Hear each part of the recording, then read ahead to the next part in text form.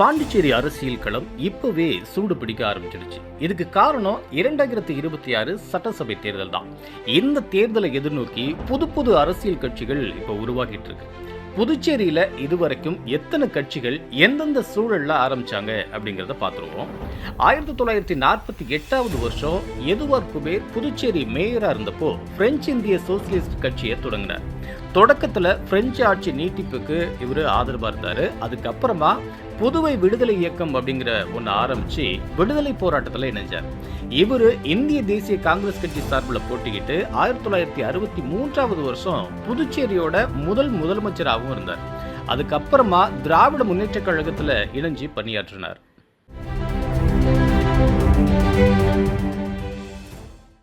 1963வது வருஷம் பல்வேறு சங்கங்களை ஒன்றிணைச்சு தியாகி வா சுப்பையா மக்கள் முன்னணி அப்படிங்கிற கட்சியை ஆரம்பித்தார். யானை சின்னத்தில் போட்டிக்கிட்டு 3 எம்எல்ஏக்கள் அது மூலமாக வெற்றி பெற்றாங்க. 1969வது வருஷம் தியாகி வா சுப்பையா வேளாண் துறை அமைச்சராக பதவி வகித்தார். 1985வது வருஷம் அதிமுகவிலிருந்து விலகி புதுச்சேரி மாநில மக்கள் முன்னணி அப்படிங்கிற கட்சியை காரைக்காலை சேர்ந்த எஸ் ராமசாமி ஆரம்பித்தார். அந்த கட்சியோட தலைவராகவும் சட்டசபையில் எம்எல்ஏவாகவும் இருந்த எஸ் ராமசாமி 1989ல் அதிமுகவில் கட்சியை இணைச்சிட்டார். 1974 1977 இந்த 2 முறை அதிமுகவில் இருந்தப்போ எஸ் ராமசாமி முதலமைச்சராக இருந்தார் அப்படிங்கிறது குறிப்பிடத்தக்க விஷயம். புதுச்சேரி அரசியலில் தவிர்க்க முடியாத சக்தியாக விளங்கினவர் பா. கண்ணன். இவர் இளைஞர் காங்கிரஸ் தலைவராக இருந்தப்போ மாநிலம் முழுக்க பாத யாத்திரை நடத்தி மக்களோட மிகப்பெரிய நம்பிக்கையை பெற்றவர். கருத்து மோதல் காரணமாக 1996வது வருஷம் காங்கிரஸ்லேருந்து விலகி தமிழகத்தில் மூப்பனார் ஆரம்பித்த தமிழ் மாநில காங்கிரஸ் கட்சியில் இணைஞ்சார். மூப்பனாரோட ஏற்பட்ட கருத்து வேறுபாடு காரணமாக 2001ஆம் ஆண்டு சட்டமன்ற தேர்தலுக்கு முன்னாடியே, அதாவது 2000லேயே புதுச்சேரி மக்கள் காங்கிரஸ் அப்படிங்கிற ஒரு கட்சியை தொடங்கினார். காங்கிரஸ் கட்சியோட கூட்டணி அமைச்சு கண்ணனோட கட்சி 4 இடங்களை கைப்பற்றுனுச்சு.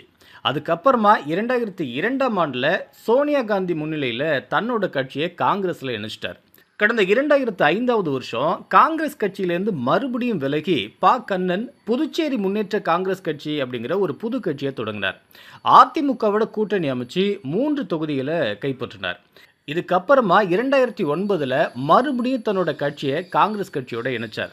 அதுக்கப்புறமா அவர் காங்கிரஸ் கட்சி சார்பில் ராஜ்யசபா உறுப்பினராக தேர்ந்தெடுக்கப்பட்டார். 2011 பிப்ரவரி 7ஆம் தேதி அன்னைக்கு என். ரங்கசாமி அகில இந்திய நமது ராஜ்யம் காங்கிரஸ் அப்படிங்கிற ஒரு கட்சியை ஆரம்பித்தார். அவர் முதலமைச்சர் பதவியிலிருந்து நீக்கப்பட்டதால் இந்திய தேசிய காங்கிரஸ்லேருந்து விலகி இந்த கட்சியை தொடங்கினார்.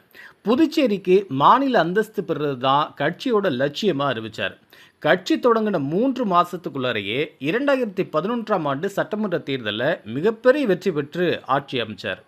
2023வது வருஷம் நவம்பர் 1ஆம் தேதி முன்னாள் எம்பி பேராசிரியர் ராமதாஸ் புதுச்சேரி மாநில மக்கள் முன்னேற்ற கழகம் அப்படிங்கிற ஒரு கட்சியை தொடங்கினார். மாநில அந்தஸ்து கிடைக்கிறப்போ தான் புதுச்சேரிக்கு விடுதலை கிடைக்கும், அதை வாங்கி கொடுக்கறதா புதிய கட்சியோட நோக்கம் அப்படின்னு சொல்லியிருந்தார். 2025வது வருஷம் அக்டோபர் 27ஆம் தேதி சுயேட்சை சட்டமன்ற உறுப்பினர் ஜி. நேரு நமது மக்கள் கழகம் அப்படிங்கிற ஒரு கட்சியை தொடங்கியிருக்காரு. நமது மக்கள் கழகம், அதாவது என்எம்கே அப்படின்னு சொல்லப்படுற அந்த கட்சியோட தொடக்க விழாவில் முன்னாள் எம்பி ராமதாஸ், முன்னாள் எம்எல்ஏக்கள் அசானா, சாமிநாதன் மற்றும் முன்னாள் கொம்யூன் பஞ்சாயத்து ஆணையர் சீதாராமன் உள்ளிட்ட பல பேர் கலந்துக்கிட்டு அவருக்கு வாழ்த்து தெரிவித்தாங்க. புதுச்சேரிக்கு மாநில அந்தஸ்து கேட்டு தீவிரமாக போராடி வர கோ. நேரு 2025 ஜூலையில் தன்னோட எம்எல்ஏ பதவியை ராஜினாமா செய்கிறதா கடிதம் கொடுத்திருந்தாரு. மாநில அந்தஸ்து, கூட்டாட்சி தத்துவம், சமூக நீதி மற்றும் சமூக நல்லிணக்கம், பெண் உரிமை, லஞ்ச ஊழலற்ற நிர்வாகம் இதெல்லாம் குறிக்கிற வகையில் தான் கட்சியோட கொடி அமைஞ்சிருக்கதா சொல்லியிருக்காரு. அதாவது யாருமே பிறந்த உடனே நான் இப்படி வருவேன்னு நினைக்க மாட்டாங்க.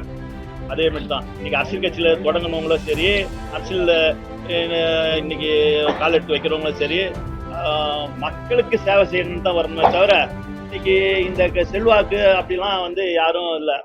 இவங்க தவிர பாரதிய ஜனதா கட்சி ஆதரவு சுயேட்சை எம்எல்ஏக்களும் பாரதிய ஜனதா கட்சி எம்எல்ஏக்கள் சிலரும் லாட்டரி அதிபர் மார்டினோட மகன் ஜோஸ் சார்லஸ் மார்டினோட கைகோத்து செயல்பட்டு வராங்க.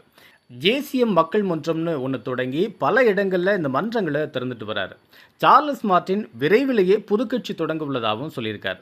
இது தவிர புதுச்சேரி அரசோட டெல்லி பிரதிநிதியான மல்லாடி கிருஷ்ணராவ் புதுக்கட்சி ஆரம்பித்து கடற்கரையை ஒட்டியுள்ள அந்த 5 தொகுதிகளில் தன்னோட ஆதரவாளர்கள் நிறுத்த முடிவு பண்ணியிருக்கிறார். அந்த கட்சிக்கு இன்னும் பெயர் வைக்கப்படல. பாரதிய ஜனதா கட்சியை சேர்ந்த முன்னாள் அமைச்சர் சாய் சரவணகுமாரோட மனைவி அண்ணா பிரபாவதி அரசியலில் தீவிரமாக இறங்கியிருக்காங்க. இவங்க திருபுவனை தொகுதியில் போட்டியிட ஆயத்தமாயிட்டு வராங்க. இவங்களும் புதுசாக கட்சி ஆரம்பித்து 5 தொகுதிகளில் ஆதரவாளர்களை களமிறக்க போகிறதா சொல்கிறாங்க. பொதுவாக புதுச்சேரியில் ஒவ்வொரு தேர்தல் அப்பையும் ஒரு கட்சியிலிருந்து விலகி வேறு கட்சியில் போய் சேர்றது தான் வழக்கமாக இருந்துச்சு. அப்படி தான் 2021 தேர்தலுக்கு முன்னாடி காங்கிரஸ் கட்சியிலிருந்து லட்சுமி நாராயணன் விலகி என்ஆர் காங்கிரஸ் கட்சியில் இணைஞ்சார். அதே மாதிரி நமச்சிவாயம் விலகி பாரதிய ஜனதா கட்சியில் இணைஞ்சார். ஆனால் இப்போது புது ட்ரெண்டாக புதுசாக கட்சி ஆரம்பிச்சிட்டு இருக்காங்க.